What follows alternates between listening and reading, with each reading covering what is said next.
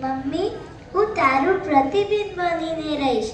Mummy, તું કંઈક તો બોલ, તું આમ ચૂપ કેમ છે?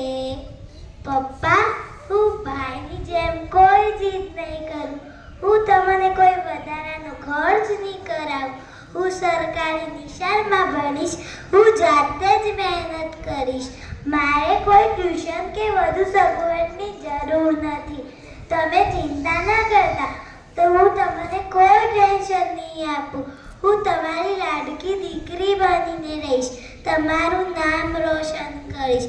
જાણે પપ્પા તમે થાકીને ઘરમાં આવો ને, જાણે હસતા મોંએ પાણીનો ગ્લાસ આપીશ.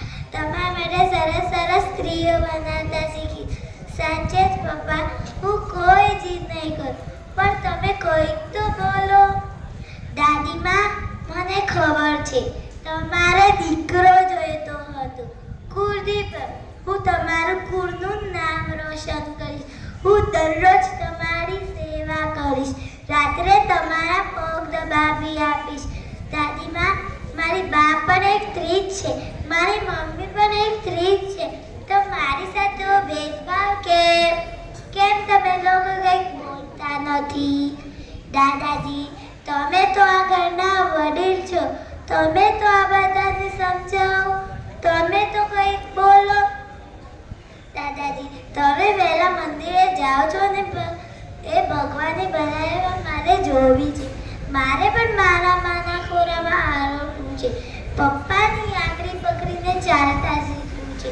દાદી મારા પાસે વાર્તા સાંભળતા સાંભળતા સૂવું છે. આ સરસ મજાની દુનિયાને જોવી છે. પૃથ્વી ઉપર પાપા પગલે ચાલવું છે.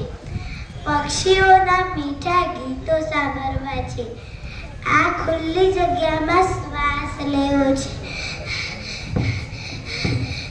મમ્મી બચાવ, પપ્પા બચાવ, બા દાદા બચાવ, મારે પણ જીવવું છે.